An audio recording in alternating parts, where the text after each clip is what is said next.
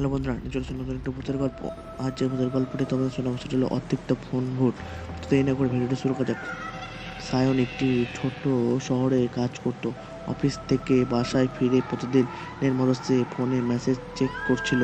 হঠাৎ তার ফোনে একটি অচেনা নম্বর থেকে মেসেজ এলো। মেসেজ লেখা ছিল, তুমি কি আমার সাহায্য করবে? সায়ন প্রথমে ভেবেছিল এটা হয়তো কোনো ভুল নম্বর।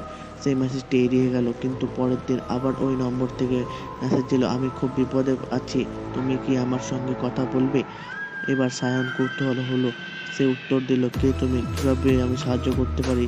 কিন্তু কোনো উত্তর এলো না। কয়েকদিন পর আবার সেই নম্বর থেকে কল এলো। সায়ন ফোনটি ধরলো, কিন্তু ওপাশ থেকে কোনো কথা শোনা গেল না। শুধু শোনা গেল হালকা কান্নার আওয়াজ। সায়ন বিরক্ত হয়ে ফোনটি কেটে দিল।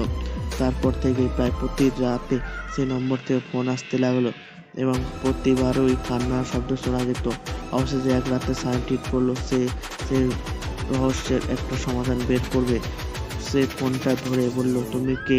আমাকে স্পষ্ট করে বলো, কিভাবে আমি তোমার সাহায্য করতে পারি? এবার ওপাশ থেকে একটি মেয়ের কণ্ঠে শোনা গেল, আমি নারী, আমি মরে গেছি। আমার আত্মা মুক্তি পাচ্ছে না, কারণ আমার মৃত্যুটা স্বাভাবিক ছিল না। আমাকে হত্যা করা হয়েছিল। তুমি কি আমার হত্যার বিচার করতে পারবে? সায়ন শিউরে উঠল। কে বলল? আমি কিভাবে তোমার সাহায্য করতে পারি? নীরার কণ্ঠ আবার শোনা গেল গেল আমার লাশটি এখনো একটি পুরনো কুয়ায় পড়ে পাশে আছে। কেউ জানে না। তুমি পুলিশকে জানাবে, তবে আমার আত্মা মুক্তি পাবে। সায়ন অবাক হয়ে গেল।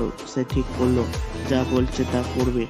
পরের দিন সে থানায় গিয়ে সব জানালো। পুলিশ সেই পুরনো কুয়োর কাছে গিয়ে সত্যি একটা অজ্ঞাত পরিচয় লাশ পেল। পরীক্ষা নিরীক্ষা করে দেখা গেল মেয়েটির নাম ছিল নীরা এবং সে অনেক বছর আগে নিখোঁজ হয়ে গেছিল। তদন্তে বেরিয়ে এলো তাকে হত্যা করে সে কুয়োর পাশে ফেলে রাখা হয়েছিল। তখন এই ঘটনার পর প্রকাশিত হলো। সায়নের ফোনে আবার একটি কল এলো। সে ফোন ধরলো। ওপাশের থেকে নারী মৃদু কণ্ঠে শোনা গেল, ধন্যবাদ সায়ন, তুমি আমার আত্মাকে মুক্তি দিয়েছ। এখন আমি শান্তিতে থাকতে পারবো। সায়নের গায়ে কাঁটা দিয়ে উঠলো। তারপর থেকে সে আর কখনো সেই নম্বর থেকে কোনো মেসেজ পায়নি। কিন্তু এই ঘটনার পর থেকে সে বিশ্বাস করতে শুরু করলো পৃথিবীতে কিছু রহস্য সত্যি অতৃপ্ত থেকে যায়, যতক্ষণ না সেইগুলো সমাধান করে।